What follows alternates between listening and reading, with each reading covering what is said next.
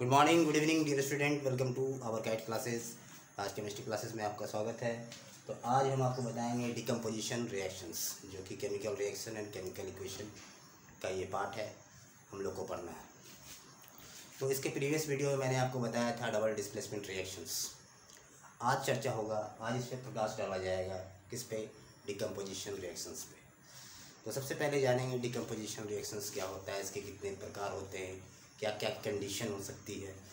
तो decomposition reaction उसको बोला जाता है, डिकम्पोज का मतलब समझ ही रहे कि किसी चीज़ को, किसी भी रिएक्टेंट को तोड़ना, मतलब कोई भी रिएक्टेंट का टूटना का मतलब हुआ decomposition.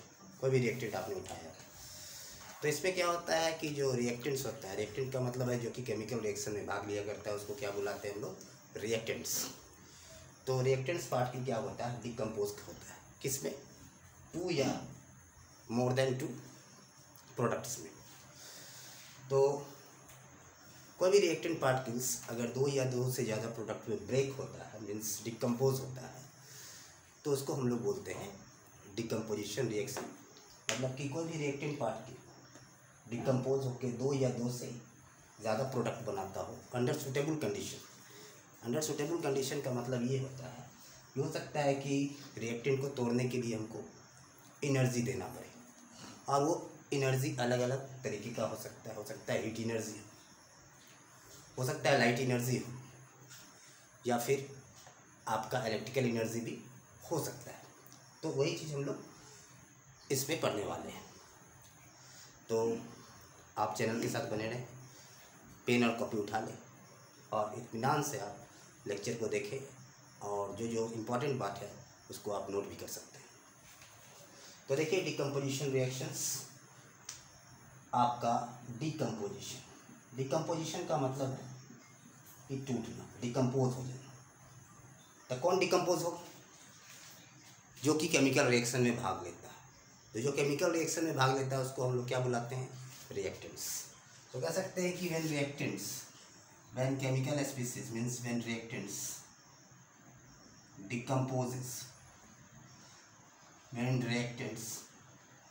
decomposes to give two or more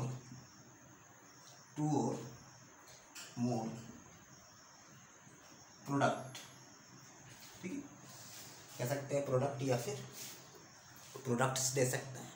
product का मतलब कोई एक, प्रोडक्ट्स का मतलब मोर देन, मतलब एक से ज़्यादा। तो when reactant decomposes to give two or more products under suitable condition,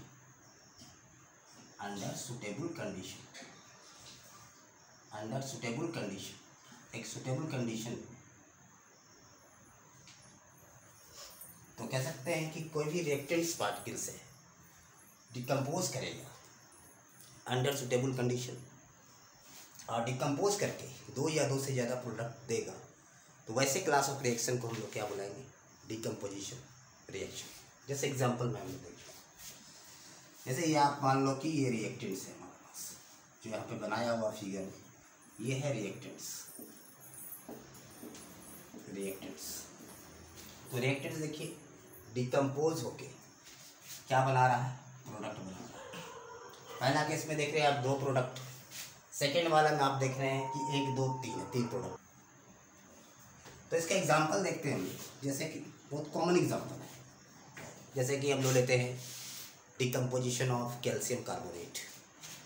बहुत ही कॉमन एग्जांपल है डिकम्पोजिशन ऑफ कैल्शियम कार्बोनेट, ठीक है। तो यहाँ पे डिकम्पोज करने के बाद हमारा प्रोडक्ट मिलता है कैल्शियम का ऑक्साइड इन सॉलिड फॉर्म और कार्बन डाइऑक्साइड गैस। डिकम्पोज करने के बाद ऐसे जनरली ध्यान रखें, अगर कोई भी मेटल कार्बोनेट डिकम्पोज करता है तो इसका फॉर्मेट भी हम लोग ध्यान में रखेंगे, ताकि ऐसा नहीं कि कैल्शियम कार्बोनेट ही डिकम्पोज करे, रट के गए तो कैल्शियम कार्बोनेट है तो कैल्शियम ऑक्साइड और CO2 बस इतना ही है, ऐसा नहीं होना चाहिए। कैल्शियम कार्बोनेट की जगह पे अगर हमारा जिंक कार्बोनेट भी आ गया, कैल्शियम कार्बोनेट की जगह पे अगर जिंक कार्बोनेट भी है, तो हम लिख सकते हैं जिंक का ऑक्साइड और कार्बन डाइऑक्साइड गैस। ये मतलब देख रहे हैं मेटल कार्बोनेट हम उठा के चले, जैसे मान लें मैग्नीशियम कार्बोनेट हम यहाँ पे लेते हैं, मैग्नीशियम कार्बोनेट अगर लेंगे तो क्या होगा, यहाँ पे MgO रेसिड्यू और यहाँ पे CO2 ये गैस। तो कार्बोनेट जब भी डिकम्पोज होता है, ठीक है, कार्बोनेट जब डिकम्पोज करता है तो मेटल का ऑक्साइड बनाता है। ध्यान रखें, अगर हम इसका जनरल फॉर्म की बात करें, कोई भी मेटल का कार्बोनेट है, कोई भी मेटल कार्बोनेट है, मेटल का कार्बोनेट हो गया, अगर ये डिकम्पोज कर रहा है तो मेटल का ऑक्साइड बनाएगा। यानी मेटल का ऑक्साइड का प्रकार ऐसा हो सकता है, और साथ में ये CO2 जो गैस होगा ये कॉमन होगा सभी के लिए, ठीक है। ये जो मेटल का ऑक्साइड हम लिखे MXOY टाइप, इसका मतलब थोड़ा समझिए, हम इसलिए ऐसा लिखे हैं MXOY टाइप का मतलब कि जो फार्मूला डिपेंड करेगा, जैसे मान लें हम लिखे यहाँ पे सपोज ये कैल्शियम ऑक्साइड यहाँ बना, कैल्शियम ऑक्साइड, इसके मतलब है यहाँ पे X की जगह पे 1 है और Y की जगह पे भी यहाँ पे 1 है। 1 को लिखा नहीं जाता है, इसीलिए अगर हम यहाँ पे लिख दिए Al2O3 सपोज कोई ऑक्साइड है, यहाँ पे सारा जो बना हुआ ऑक्साइड आप देख रहे हैं, इसमें कि X का वैल्यू 1 है, Y का वैल्यू 1 है, X का वैल्यू 1 है, Y का वैल्यू 1 है। मान लें सपोज ऐसा ऑक्साइड है, तो यहाँ पे X का वैल्यू क्या होगा 2 और Y का वैल्यू 3। मतलब कि मेटल ऑक्साइड का जो फार्मूला है वो डिपेंड करेगा कि मेटल का और ऑक्सीजन का देखिए वैलेंसी जो होगा, ऑक्सीजन का जो वैलेंसी होगा वो हर एक में कॉमन होगा। ऑक्सीजन का वैलेंसी आप जानते हैं 2 होता है, लेकिन मेटल का वैलेंसी तो बदल सकता है, और मेटल का वैलेंसी बदलने से मेटल ऑक्साइड का फार्मूला भी क्या होगा, चेंज कर जाएगा। तो हम इसको लिख सकते हैं मेटल ऑक्साइड को जनरल फॉर्म में MXOY। क्लियर, ये डिपेंड करेगा X और Y क्या है।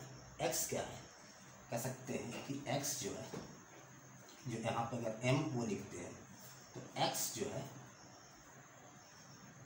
ऑक्सीजन की वैलेंसी है और Y जो है मेटल की वैलेंसी है। क्लियर, तो ये जनरल अगर हम याद रखें, मेटल का कार्बोनेट अगर डिकम्पोज करता है तो क्या बनाता है, मेटल ऑक्साइड और कार्बन डाइऑक्साइड, ये हो गया डिकम्पोजिशन। लेकिन हाँ, एक सुटेबल कंडीशन में हम यहाँ पे लिखा हुआ है कि डिकम्पोज जो करेगा एक सुटेबल कंडीशन में डिकम्पोज करेगा। ध्यान देंगे, सुटेबल कंडीशन का मतलब है कि ये जो डिकम्पोज कर रहा है थर्मली कर रहा है, थर्मली डिकम्पोज कर रहा है, ठीक है। थर्मली डिकम्पोज करने का मतलब है कि हम इसको हीट एनर्जी दे रहे हैं तब जाके ब्रेक कर रहा है, ठीक है। ऐसे नहीं ब्रेक कर रहा, कैसे ब्रेक कर रहा है, जब हम इसको हीट एनर्जी दे रहे हैं, बाहर से एनर्जी ले रहा है, तब जाके ये ब्रेक कर रहा है, ठीक है। इसके मतलब है ये सारे रिएक्शन जो है आपको करवाने के लिए एनर्जी देनी पड़ रही है, हीट एनर्जी दे रहे हैं आप, तो इसलिए कलेक्टिवली ये रिएक्शन क्या कहलाएगा, इंडोथर्मिक। क्या कहलाएगा, इंडोथर्मिक रिएक्शन का पार्ट है ये, इंडोथर्मिक रिएक्शन। इसके मतलब है कि हम लोग डिकम्पोजिशन रिएक्शन का पहला पार्ट पढ़ चुके हैं, फर्स्ट पार्ट पढ़ चुके हैं। मतलब जो क्लासीफाई किया गया है डिकम्पोजिशन रिएक्शंस को, पहला क्लासिफिकेशन इसका है कि थर्मल डिकम्पोजिशन। पहला क्या है, थर्मल डिकम्पोजिशन, जो कि थर्मल डिकम्पोजिशन यहाँ पे सारा जो एग्जाम्पल लिखा हुआ है थर्मल डिकम्पोजिशन, और भी एग्जाम्पल है थर्मल डिकम्पोजिशन का आपके बुक में भी। तो इतना बात को आप चाहे तो नोट कर लीजिए, इसको बहुत काम देगा ये चीज़। तो ध्यान रखें, जब भी कोई मेटल कार्बोनेट का डिकम्पोजिशन होगा थर्मली तो मेटल के ऑक्साइड बनाएंगे। मेटल का ऑक्साइड अलग अलग हो सकता है, उसके प्रकार इस फॉर्म पे डिपेंड करेगा, उसके वैलेंसी पे डिपेंड करेगी। ऑक्सीजन का वैलेंसी तो सभी में कॉमन होगा, मेटल का वैलेंसी बदल सकता है, उस हिसाब से उसके फार्मूला भी चेंज हो सकता है। और CO2 गैस जो है ये क्या है, कॉमन है। क्लियर, और भी एग्जाम्पल है तो आप इसका स्क्रीनशॉट भी ले सकते हैं। अब आगे हम देखते हैं इसके एग्जाम्पल। जो कि आपको मिलेगा एग्जाम। जितने भी थर्मल डिकम्पोजिशन से अगर हम बात करते हैं डिकम्पोजिशन रिएक्शंस का पहला प्रकार अगर हम देखते हैं फर्स्ट प्रकार, तो पहला हम बता रहे हैं अभी thermal decomposition. Thermal decomposition, thermal decomposition मतलब थर्मल डिकम्पोजिशन, थर्म का मतलब होता है हीट, थर्म का मतलब होता है हीट। ऐसे डिकम्पोजिशन रिएक्शंस जो कि प्रोसीड कर रहा है, मतलब जो प्रोडक्ट बना रहा है मीन्स टूट रहा है हीट एनर्जी लेके, ठीक है। तो ऐसे डिकम्पोजिशन रिएक्शन को क्या बुलाएंगे? Thermal decomposition reaction. अब देखिए आगे थर्मल डिकम्पोजिशन रिएक्शंस के एग्जाम्पल, जैसे कि हम यहाँ पर लिए लेड नाइट्रेट, ध्यान रखिए। अब नाइट्रेट वाला अगर कंपाउंड आ गया, ये काफ़ी इम्पोर्टेंट है, ये जो मैं लिख रहा हूँ आपके लिए बहुत ज़्यादा इम्पोर्टेंट है। Lead nitrate in solid form, जब इसको मैं हीट करूँगा तो क्या आने वाला है, ध्यान देंगे। जब भी मेटल नाइट्रेट हीट करेंगे, ध्यान रखिए, मेटल नाइट्रेट जब हीट कीजिएगा तो मेटल का ऑक्साइड बनाएगा। मेटल का ऑक्साइड का मतलब जिसका नाइट्रेट, जैसे कि लेड का नाइट्रेट है तो उसी का ऑक्साइड बनाएगा, इसके मतलब है लेड का ऑक्साइड बनाएगा। ये रेसिड्यू हो गया, टेस्ट ट्यूब में दिखेगा ये रेसिड्यू, ये सॉलिड फॉर्म में। दूसरा क्या है, जो कॉमन गैस है, बहुत इंपॉर्टेंट है, ये काफ़ी इंपॉर्टेंट है। NO2 एक कॉमन गैस है जिसका कि रेडिश ब्राउन कलर होता है। इसका प्रैक्टिकल्स मैंने बना के रखा है, आप उसको देख सकते हैं। और O2 गैस ये कॉमन है, मतलब यहाँ भी क्या है, ऑक्साइड बनाएगा और दो गैस कॉमन है, याद हो जाएगा। इस NO2 गैस का जो कलर होता है काफ़ी बार एग्जाम में पूछा जाता है, ये कैसा होता है, इसका रेडिश ब्राउन कलर का, इसीलिए मैं इसको रेड से भी लिख रहा हूँ, रेडिश ब्राउन कलर हमेशा याद रखें। ये जो गैस होगा रेडिश ब्राउन कलर, जब टेस्ट ट्यूब में इसको हीट किया जाएगा, अगर हम इसके टेस्ट ट्यूब में हीट करेंगे, रेडिश ब्राउन फ्यूमिंग आएगा, जिससे इसको हीट किया जाएगा। आप सॉलिड फॉर्म में लेड नाइट्रेट ले लो, यहाँ पे उसको हीट करना है, ठीक है, इसको हीट करेंगे, जैसे हीट किया जाएगा नहीं, तो यहाँ से क्या होगा, आपका ब्राउन कलर का जो होगा, स्टार्टिंग में जब हीट करेंगे तो क्रैकिंग साउंड आएगा, ठीक है। उसके बाद धीरे धीरे फ्यूमिंग आएगा यहाँ पे NO2 का, ठीक है, जो गैस बन के निकलेगा NO2, उसका कलर क्या होगा, उसका जो कलर होगा क्या होगा, रेडिश ब्राउन कलर का होगा, लेड नाइट्रेट ऑन डिकम्पोजिशन। तो यहाँ पे क्या देखें कि अभी तक इसके प्रीवियस में देख रहे थे, जब ये डिकम्पोज कर रहा था 2 प्रोडक्ट मिल रहा था। अब यहाँ आप देखें कि 3 प्रोडक्ट मिल रहा है। यहाँ भी कंडीशन क्या है, हीट करना है, इसके मतलब ये रिएक्शन एंडोथर्मिक है। कैसा है, एंडोथर्मिक है, आपको हीट देनी पड़ रही है, तो ये चीज़ है। अब दूसरा सेकेंड रिएक्शन इसी पे लेते हैं। अगर इस पे मान लें कि ये हमारे बुक में दिया हुआ है NCERT, अब क्या जिंक नाइट्रेट आ जाएगा, क्या हम वहाँ बना के देंगे? बिल्कुल बना के आना है, ऐसा नहीं है कि जो वहाँ पे वही देख के चलना है।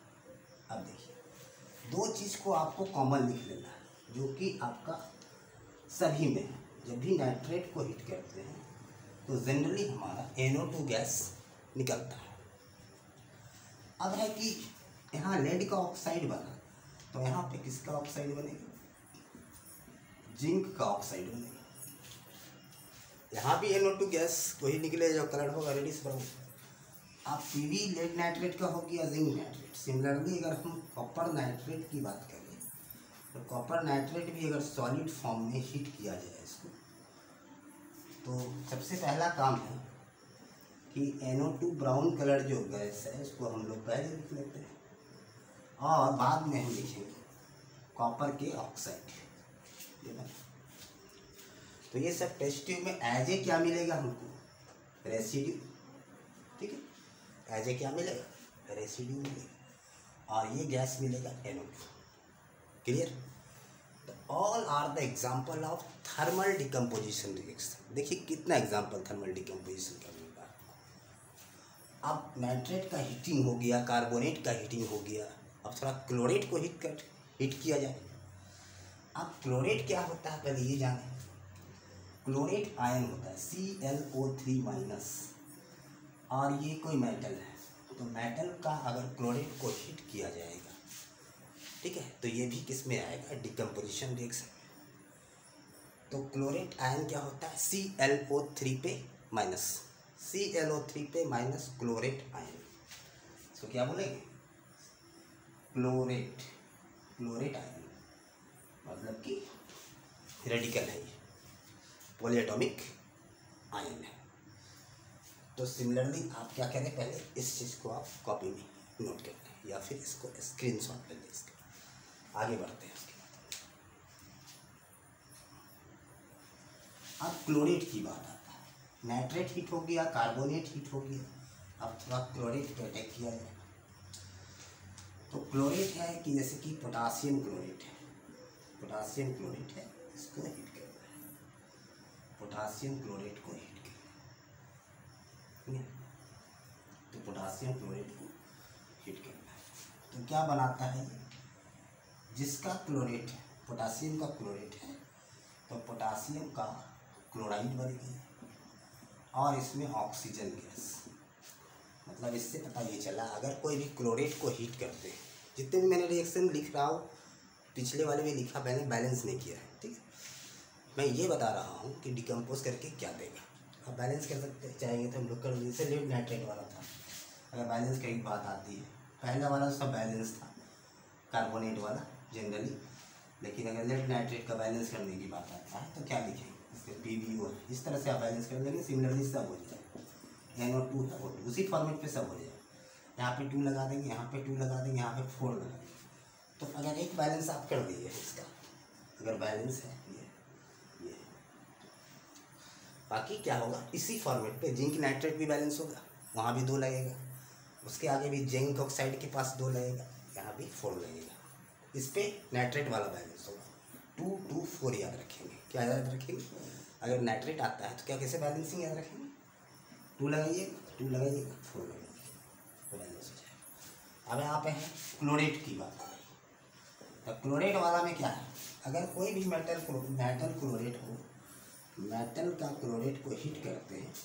मेटल क्लोरेट को हीट किया जाता है, थर्मल डिकम्पोजिशन हो रहा है, तो क्या मिलेगा, मेटल का क्लोराइड, क्या मिलेगा, मेटल का क्लोराइड, मेटल क्लोराइड, जैसे कि पोटासियम के क्लोरेट हीट हो रहा था तो पोटासियम का क्लोराइड मिला, अगर सोडियम का क्लोरेट हीट होगा, सोडियम क्लोरेट को हीट किया जाए तो किसका क्लोराइड मिलेगा, सोडियम का क्लोराइड मिलेगा, और ऑक्सीजन गैस क्या होगा, कॉमन होगा, बैलेंस कर सकते हैं, यहाँ 2 लगा दीजिए, यहाँ 2 लगा दीजिए, यहाँ पे 3 लगा,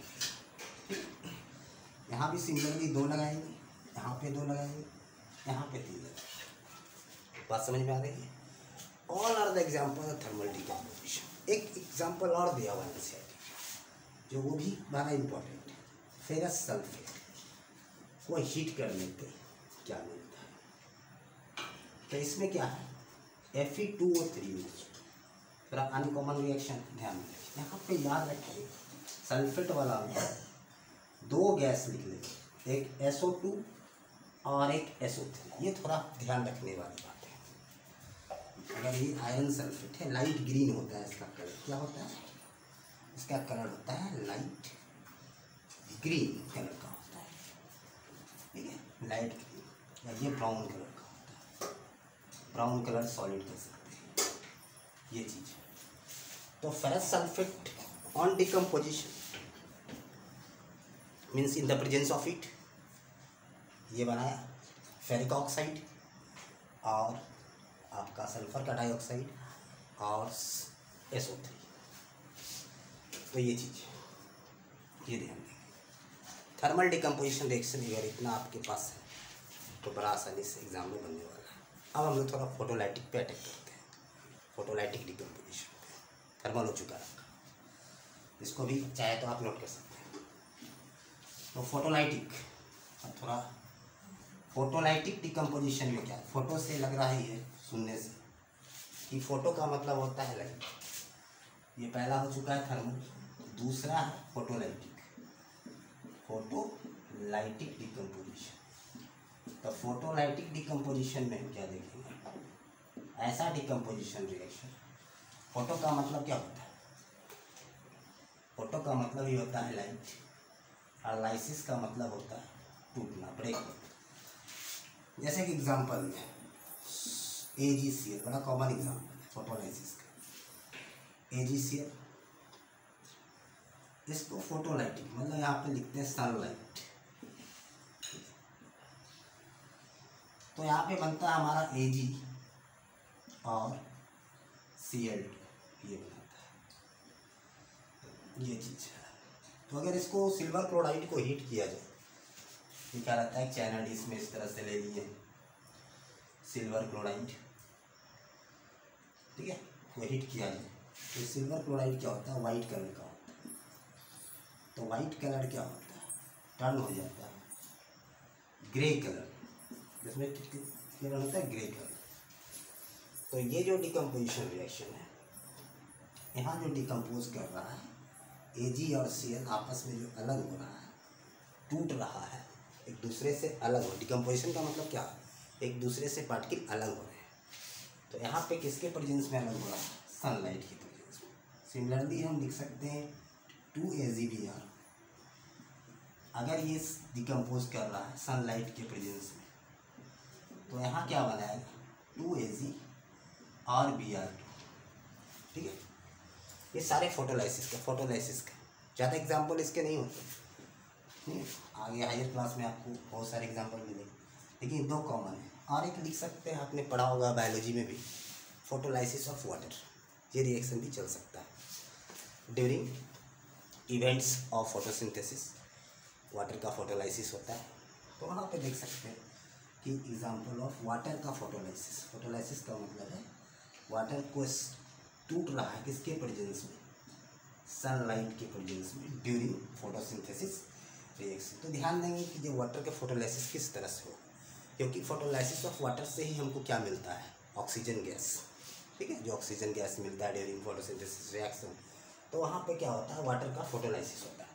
तो वाटर का फोटोलाइसिस में क्या है कि ऑक्सीजन गैस मिले, तो किस तरह से देखिए, किस फैशन में वाटर मॉलिक्यूल स्प्लिट किया करते हैं, ध्यान देंगे इसमें, किस फैशन से वाटर मॉलिक्यूल स्प्लिट किया करते हैं। O2 लिख लिया आपने, दो हाइड्रोजन को लिखेंगे आप इस फॉर्म में, H+ के फॉर्म में, जैसे टूटता है वहाँ पर वही दिखा रहे हैं। वाटर का तोड़ना, वाटर कैसे टूटता है, तो इस फैशन में टूटता है कि ऑक्सीजन पहले लिख देना, ऐसे लिख के फोटोलाइसिस ऑफ वाटर से क्या मिलता है, ऑक्सीजन, तो लिख देना है। दो ठो H है, उसको H+ के फॉर्म में लिखना है। और बात आती है कि यहाँ 2H+ को बैलेंस करने के लिए 2- का जरूरत पड़ेगा, क्या कि 2+ को बैलेंस कौन कर सकता है, 2+ को बैलेंस करने के लिए हमको 2- का जरूरत पड़ेगा। और इलेक्ट्रॉन पे कैसा चार्ज होता है, माइनस होता है, तो 2 इलेक्ट्रॉन 2 माइनस हो गया, 2- से 2+ मिल के क्या हुआ, न्यूट्रल हो गया, ये रिएक्शन है। अभी ऑक्सीजन यहाँ पे कितना, 1 है, यहाँ 2 है, तो हम यहाँ ऐसा लिख सकते हैं हाफ हो गया, क्या लिख सकते हैं, हाफ हो गया। तो ये सब एग्जाम्पल क्या हो गए, ऑल आर द एग्जाम्पल, ये फोटोलाइटिक डिकम्पोजिशन रिएक्शन। और ये फोटोलाइसिस होता है, देखिए जब ठंडर वगैरह होता है, ओजोन स्प्लिट होता है O2 मॉलिक्यूल्स में, ध्यान देते हैं ओजोन का जो स्प्लिटिंग होता है। अच्छा, ये हम लोग देखेंगे आपका, यहाँ भी फोटोलाइसिस हो सकता है, यहाँ भी आपका लाइट एनर्जी से क्या होता है, ओजोन स्प्लिट कर जाता है एटमॉस्फेरिक ऑक्सीजन, या फिर इसको इलेक्ट्रोलाइटिक में भी हम लोग देख सकते हैं, इलेक्ट्रिसिटी में देखेंगे ओजोन को। यहाँ पे फोटोलाइसिस आप क्या कीजिए, 3 चीज़ में ध्यान रखिएगा, 3 चीज़ यहाँ पे, ये चीज़। तो आई थिंक फोटोलाइसिस भी आपका कंप्लीट होता है, ये 3 एग्जाम्पल आपको ध्यान में रखना है। तो आपका वहाँ पे अगर एग्जाम्पल आता है बना के आसानी से आ सकते हो। फोटोलाइसिस को लिखने आएगा तो लिखिएगा the decomposition reaction which takes place in the presence of light, photon के प्रेजेंस में जो होता है। तो फोटोन का मतलब होता है पैकेट ऑफ एनर्जी, ठीक है, लाइट की जो एनर्जी होता है in the form of packet, that is called photon, ठीक। तो उसी फॉर्म में क्या होता है, ये फोटोन के प्रेजेंस में ये ब्रेक कर जाता है। अब बात आती है लास्ट, इलेक्ट्रोलाइटिक डिकम्पोजिशन। तो इलेक्ट्रोलाइटिक डिकम्पोजिशन में क्या पढ़ने को मिलेगा, लास्ट पार्ट है इसका, थर्ड हम बताने जा रहे हैं आपको, इलेक्ट्रोलाइटिक। इलेक्ट्रोलाइटिक का मतलब है डिकम्पोजिशन,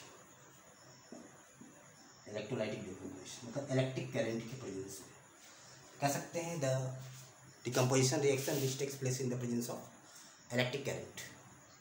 ठीक है, उसको क्या बोलेंगे आपका इलेक्ट्रोलाइटिक डिकम्पोजिशन। एग्जाम्पल जैसे हाइड्रोजन परऑक्साइड H2O, इसका नाम क्या है हाइड्रोजन परऑक्साइड। हाइड्रोजन परऑक्साइड जब ब्रेक करता है, यहाँ पे हम लिखेंगे इलेक्ट्रिक करंट, इलेक्ट्रिक करंट इससे पास कराया जाता है।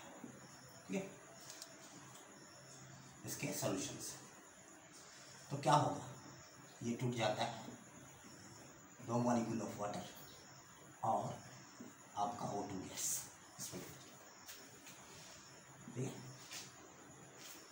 तो ये रिएक्शन जो है अगर इलेक्ट्रिक करंट के प्रेजेंस में ये ब्रेक कर जा रहा है हाइड्रोजन परऑक्साइड, तो क्या बोलेंगे आपका इलेक्ट्रोलाइटिक डिकम्पोजिशन रिएक्शन। दूसरा H2O को अगर हम ब्रेक करें वाटर का ब्रेकिंग, तो इसमें क्या मिलता है H2 प्लस O2। समझ रहे हैं यहाँ पे, तो पूछा भी जाता है 10th में सवाल, ड्यूरिंग इलेक्ट्रोलाइसिस ऑफ वाटर में हाइड्रोजन और जो ऑक्सीजन मिल रहा है अलग अलग इलेक्ट्रोड पे, उसका रेशियो क्या है, ये क्वेश्चन पूछा जाता है। उसका रेशियो क्या होता है 2:1 का रेशियो होता है।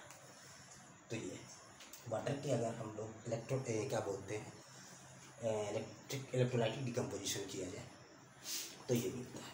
सिमिलरली NaCl अगर हम ले लेते हैं, ठीक है, इसका डिकम्पोजिशन कराएंगे तो हमको मिलने वाला है 2Na प्लस Cl2।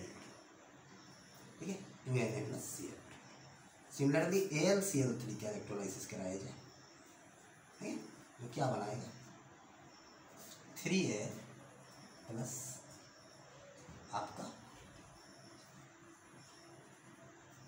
2Al लिख सकते हैं और 3Cl2, ये मिलेगा। ये चीज़, इस बात को ध्यान रखें।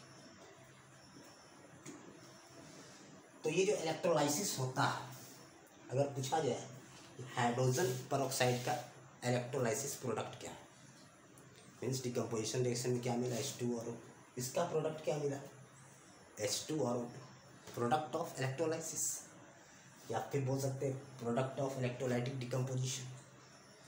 इसके इलेक्ट्रोलाइसिस से प्रोडक्ट क्या मिला सोडियम और क्लोरीन। ये कहाँ पे मिलता है ये सब चीज़, आखिर इलेक्ट्रोलाइटिक डिकम्पोजिशन होता कैसे, थोड़ा सा ध्यान में रखेंगे कैसे होता है, कैसे होगा इलेक्ट्रोलाइटिक डिकम्पोजिशन। देखिए थोड़ा सा यहाँ पे क्या होता है कि इलेक्ट्रोलाइटिक सेल होता है, थोड़ा सा हम बताएंगे। यहाँ पे इलेक्ट्रोलाइटिक सेल में 2 इलेक्ट्रोड लगे होते हैं।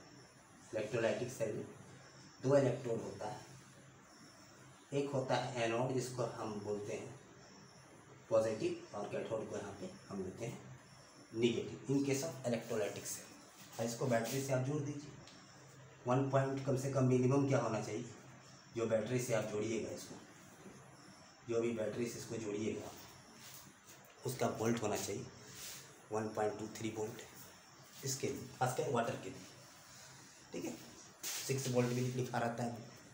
ठीक, तो ये इसको बैटरी से जोड़ने पे क्या होता है कि जो भी आप इलेक्ट्रोलाइट्स लिए हैं, जैसे NaCl लिए हैं, वाटर लिए हैं, इसको तोड़ देता है। ऐसे वाटर को तोड़ रहे हैं किस में, जैसे कि H प्लस हो गया आपका, ठीक है, OH माइनस, या फिर Na प्लस टूटेगा Na प्लस Cl माइनस।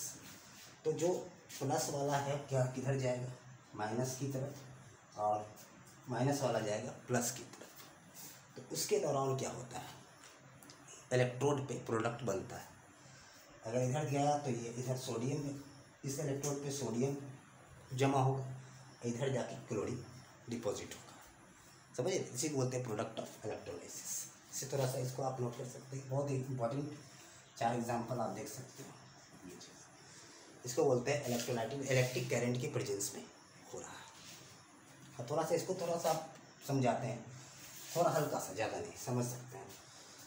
जैसे कि मान लें कि यहाँ पे लेते हैं, यहाँ पे क्या, चलिए यहाँ पे समझते हैं, इसको मिटा देंगे। जैसे कि NaCl का प्रोडक्ट हमको लेना था, कैसे बनता है थोड़ा सा समझाएंगे। जैसे कि NaCl का इलेक्ट्रोलाइसिस करें, जब इलेक्ट्रोलाइसिस का मतलब है इलेक्ट्रोलाइटिक सेल जो बनाए थे, इलेक्ट्रोलाइटिक सेल में इलेक्ट्रिक करंट पास कराया जाएगा, कंपाउंड डिकम्पोज कर जाएगा, टूट जाएगा। तो ये टूट जाएगा, वो टूटता है किस में, आपका Na+ और Cl- में टूट जाता है। तो Na+ जो होता है एक इलेक्ट्रॉन एक्सेप्ट किया, एक इलेक्ट्रॉन एक्सेप्ट करके क्या बनाएगा, Na में कन्वर्ट हो जाएगा। ये कहाँ पे जाएगा, Na कैथोड पे जाएगा, Na मतलब कि नेगेटिव है, Na+ कहाँ जाएगा, कैथोड पे। और Cl- से क्या बन रहा है, Cl2, क्या बन रहा है, Cl2 से क्या बनेगा, Cl2 से Cl2 कब बनेगा, ये 2 इलेक्ट्रॉन यहाँ पे, 2 इलेक्ट्रॉन यहाँ। इस तरह से प्रोडक्ट जो मिलता है Na और Cl2 समझ रहे हैं। तो ये चीज़ ध्यान में रखें, तो आगे आप सीखेंगे इलेक्ट्रोलाइसिस, उतना आप डीप में भी ना जाए, इसलिए सिंपल बात ये जानिए कि ड्यूरिंग इलेक्ट्रोलाइटिक डिकम्पोजिशन हमको इलेक्ट्रोलाइटिक सेल की ज़रूरत पड़ती है। ये चीज़ है क्या है, इलेक्ट्रोलाइटिक डिकम्पोजिशन कराने के लिए हमको चाहिए इलेक्ट्रोलाइटिक सेल, जो कि इलेक्ट्रिसिटी हम उसको बैटरी के जरिए, बैटरी क्या करेगा, कुछ वोल्ट सप्लाई करेगा, उस वोल्ट के जरिए क्या होगा, ब्रेक कर जाएगा और डिज़ायर्ड प्रोडक्ट क्या होगा, ठीक है, वो कहाँ मिलेगा आपको, अलग अलग इलेक्ट्रोड पे मिलेगा। ये चीज़ है। तो आई थिंक हमने क्या किया, आज कवर किया डिकम्पोजिशन रिएक्शंस, और आपको आई थिंक कम से कम बहुत सारी बातें समझ में आई होगी आसान तरीके से। अगर आपको इस कंटेंट से जितना ही मैंने आज बताया कुछ भी सीखने को मिला, कुछ भी समझने को मिला, कुछ भी जानने को मिला, तो आप जरूर शेयर करें और सब्सक्राइब करना ना भूलें। हम लोग नेक्स्ट वीडियो में मिलेंगे, तब तक के लिए धन्यवाद।